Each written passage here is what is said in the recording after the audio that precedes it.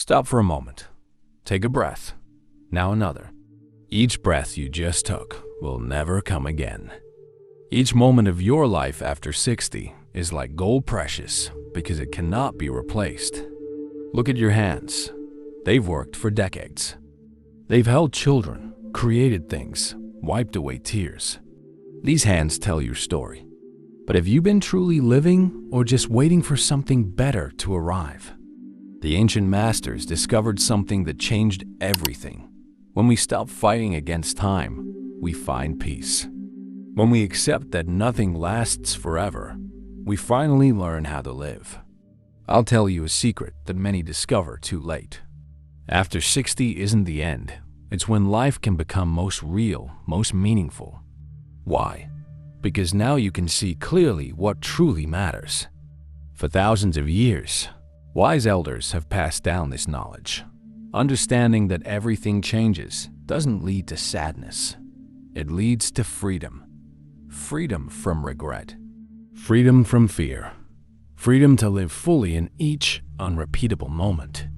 Today, we start with the most powerful lesson embracing change instead of fearing it. This one shift will transform how you experience every remaining day of your life. Like the flowing river that never contains the same water twice, our lives move constantly forward. Mr. Chun learned this truth not from books alone, but from looking honestly at his morning mirror. The face looking back had changed lines around the eyes, silver replacing black hair, yet somehow the essential person remained. This was his first insight. We flow like rivers, always changing, yet somehow continuous. When you were young, his teacher explained, you collected things, houses, furniture, achievements, even identities. Worker, parent, expert. Now is the time to begin letting go.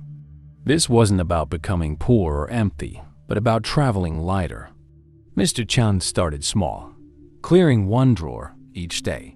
Old receipts, broken gadgets, clothes unworn for years. Each item released created space, not emptiness. He discovered that possessions he once thought essential had become invisible burdens. With each letting go, he felt his spirit lighten. His body taught him similar lessons. Knees that once hiked mountains now protested even short walks. Rather than fight against these changes, Mr. Chun learned to listen to his body's new language. He traded running for swimming, mountain climbing for gentle walks in the valley. Each adaptation wasn't surrender, but transformation, finding new paths to joy when old ones closed. Your memories aren't meant to be prisons, his teacher told him. They're teachers. When memories of youthful strength brought sadness, Mr. Chun learned to see them differently, not as lost treasures, but as completed chapters in a continuing story. Instead of comparing present to past, he began asking, what did these experiences teach me that I can use today? His memories became not anchors dragging him backward, but wind filling his sails. The Japanese gardeners Mr. Chun admired had a special appreciation for things, marked by time. The cracked tea bowl more beautiful for its repairs, the weathered stone showing years of rain. They called this wabi-sabi beauty in imperfection and aging. Mr. Chun began seeing this quality in his own life. His limitations and scars weren't flaws but marks of experience, like the beautiful patina on old copper. An ancient teaching compared life to a diamond, seemingly solid but ultimately as transient as morning dew. Mr. Chun didn't just read this wisdom. He practiced seeing it in daily life. Watching his grandchildren grow, observing seasons change, even noting how his own thoughts arose and passed away. Each observation reinforced the truth that nothing stays fixed. This wasn't cause for sadness, but for wonder at life's continuous unfolding. Mr. Chun developed simple practices to remind himself of life's flowing nature. Each morning, he would watch his breath coming and going, never the same twice. He would observe a flower opening or closing, clouds forming and dissolving. These weren't formal exercises, but moments of quiet attention that gradually changed how he saw everything. Time itself felt different, still limited, but somehow more spacious when fully noticed. The most surprising lesson came last.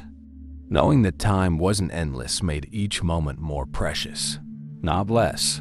Mr. Chun found himself noticing things he'd rushed past for decades. The exact color of the evening sky, the sound of rain on leaves, the feeling of warm sunlight on his skin. He stopped saving special clothes or dishes for important occasions. Tuesday breakfast became worthy of the good teacup. An ordinary walk deserved full attention. This moment, he realized, will never come again. Instead of creating anxiety, this knowledge brought a deep appreciation for ordinary life, the true beginning of wisdom. As you grow older, your heart can either harden or soften. The choice is yours, and it changes everything. Mrs. Lin discovered this at 63. For decades, she'd lived in a world of competition, always measuring, always striving, often judging. But one afternoon, while sitting in the park, she watched a much older woman gently help a young mother with a crying baby. The old woman's face showed no impatience, only kindness. Something in Mrs. Lin shifted that day. She realized that the older woman possessed a strength greater than ambition or achievement, the strength of a truly kind heart. The heart naturally wants to open as we age, Mrs. Lin's teacher explained. It's as if life gradually removes the armor we've built around it. He taught her simple practices to help this natural opening. Each morning, Mrs. Lin began by wishing well for herself. May I be happy. May I be healthy. May I live with ease. Then she expanded these wishes to include her family, neighbors, and eventually, even people she found difficult. At first, these words felt awkward, like reading from a script. But over weeks, then months, something changed. She found herself noticing others' struggles more. The tired cashier at the grocery store, her neighbor moving slowly with arthritis. Small kindnesses became automatic. Holding doors, offering a smile, listening without rushing. Mrs. Lin's true breakthrough came after her fall. 6 months of pain and limited mobility taught her what others endured. Her own suffering became a bridge to understanding pain she'd previously ignored in others. My broken hip connected me to humanity, she told her friends. Now when I see someone struggling, I don't just think I understand, I feel it in my bones. In her community, conflicts often arose between neighbors. Mrs. Lin discovered that her years had given her a valuable perspective. Where younger people saw only right and wrong, she could see all sides of a story. Without taking sides, she truly listened to everyone involved. Her patience and understanding often helped people find their way back to peace without her saying much at all. Even with limited energy, Mrs. Lin found ways to serve others. She couldn't build houses or run charity races anymore, but she discovered that small actions mattered.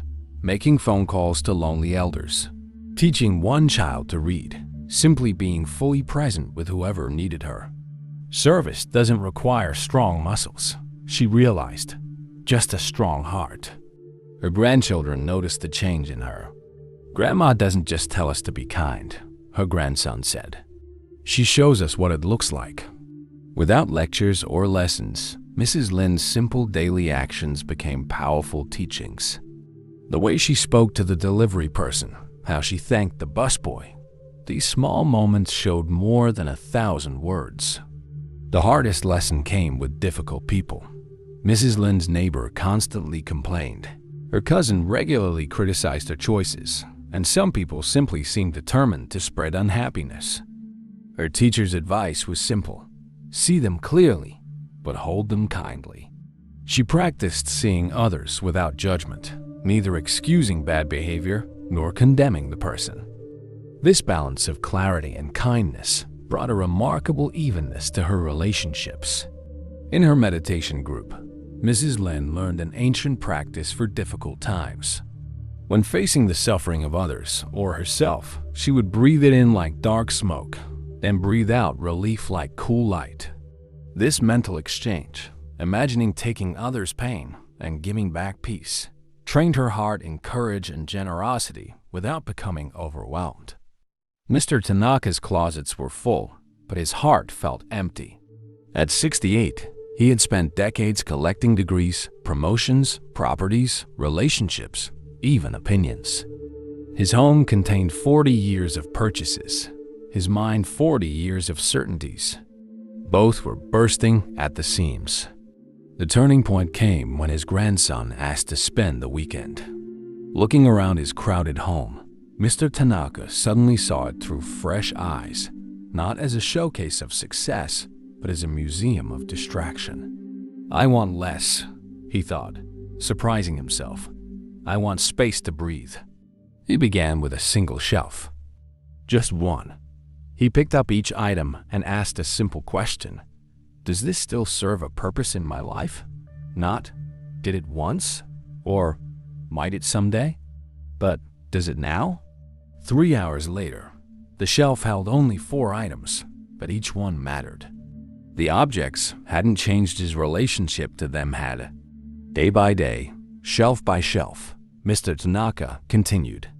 Books unread for decades, kitchen gadgets used once, clothing kept just in case.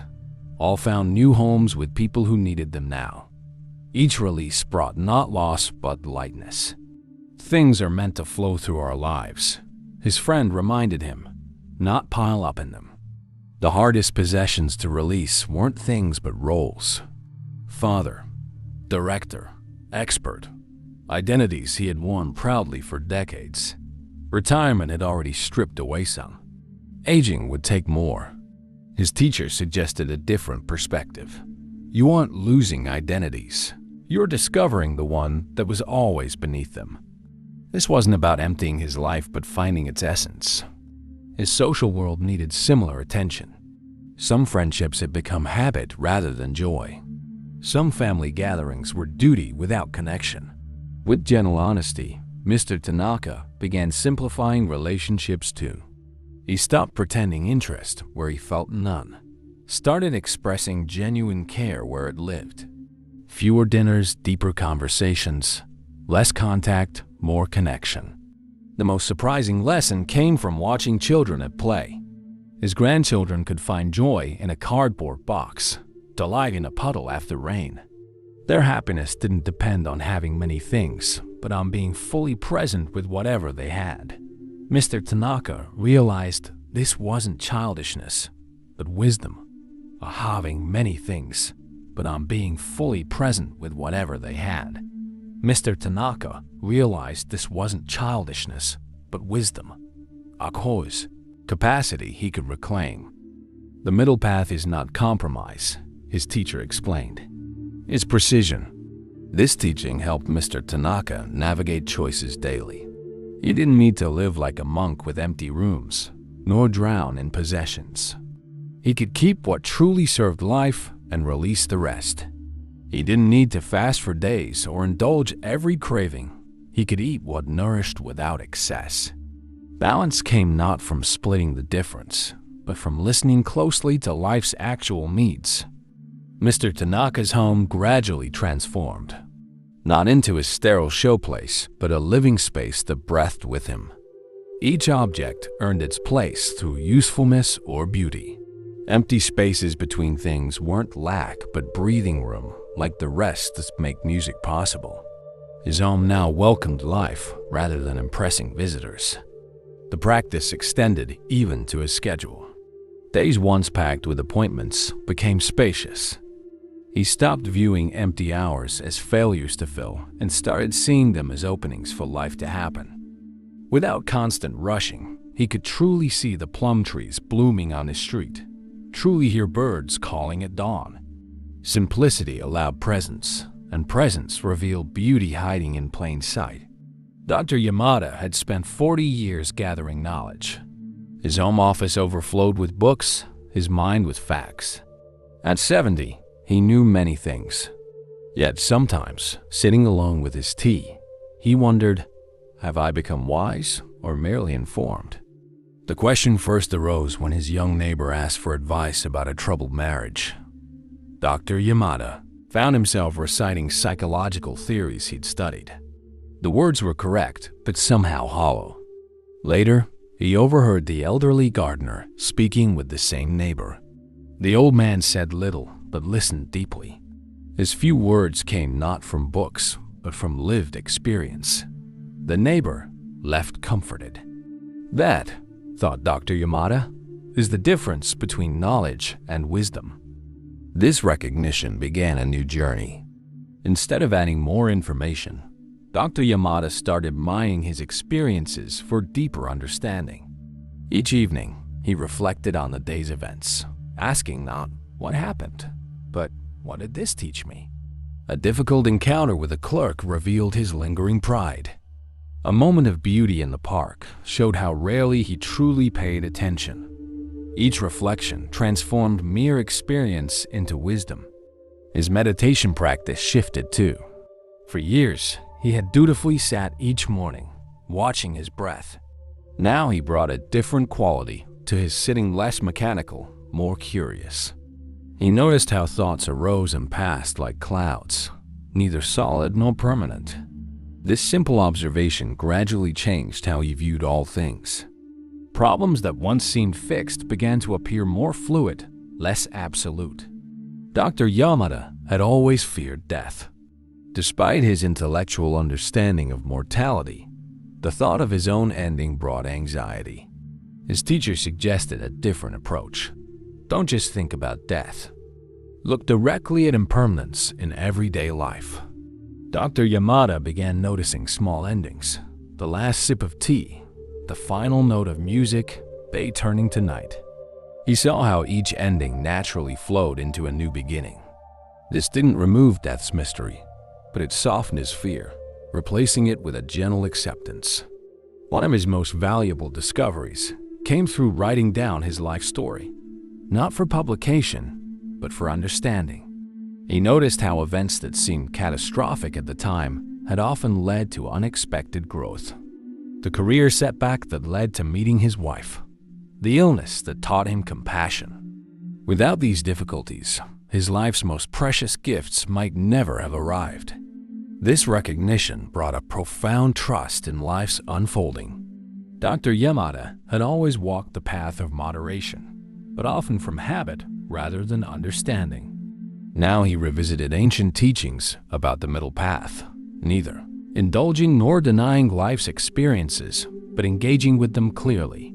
This principle applied everywhere, in eating, in relationships, in thinking. The middle way wasn't compromise, but precise balance, like walking a tightrope, requiring continuous awareness and adjustment. He began sharing his understanding, not through lectures, but through presence. When his granddaughter faced disappointment, he didn't offer platitudes about working harder. Instead, he sat with her, acknowledging her pain while gently helping her see larger possibilities. He didn't pretend to have all answers, but offered what life had genuinely taught him, always adding, "This is what I've found, but you must discover your own truth." The most surprising wisdom emerged around questions he couldn't answer. Earlier in life, uncertainty had frightened him. Now he found a strange comfort in mystery and acknowledging the limits of human understanding. Some questions weren't meant to be solved, but lived. This openness to not knowing brought a lightness to his thinking, a humility that paradoxically made his genuine insights more helpful to others. Mrs. Patel had always considered herself independent. At 72, she prided herself on needing no one. Her apartment was her fortress, her solitude, her strength.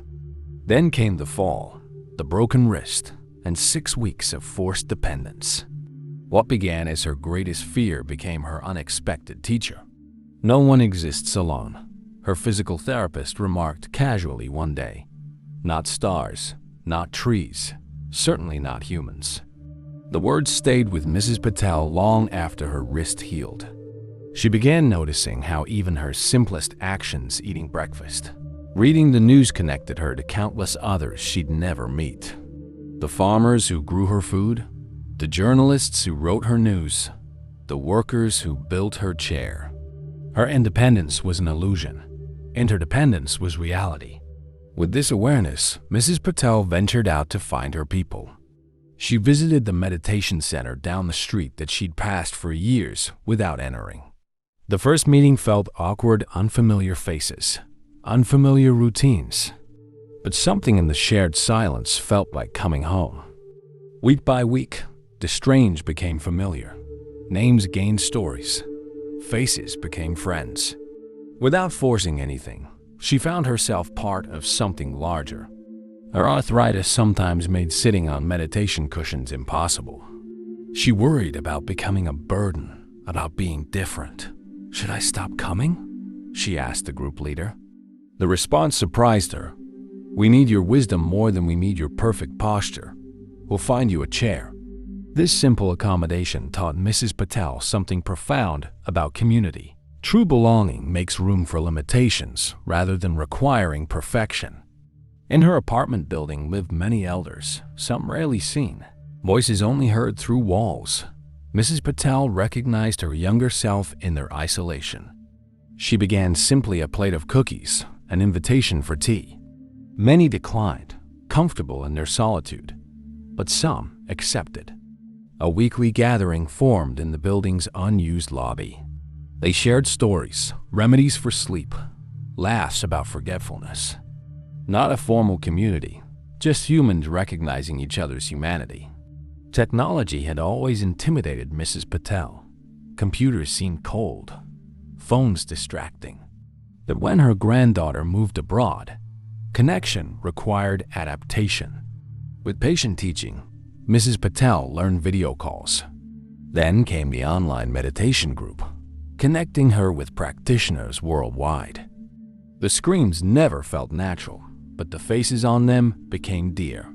She discovered technology could serve connection or hinder it. The difference lay in how it was used. The meditation retreat seemed impossible at first 3 days of practice in the mountains. Her back wouldn't tolerate long sits. Her sleep required specific conditions. The center director listened to her concerns and responded with thoughtful accommodations, a special chair, a modified schedule, a room near restrooms. Mrs. Patel discovered that good communities don't demand sameness, but create environments where diverse needs can be met with dignity. Her neighbor's teenage grandson visited often, his music loud, his energy boundless. Initially irritated by the noise, Mrs. Patel one day invited him for cookies. Conversation revealed a curious mind, an unexpected respect for her stories. She offered garden wisdom. He fixed her laptop. Each gave what they had, received what they needed.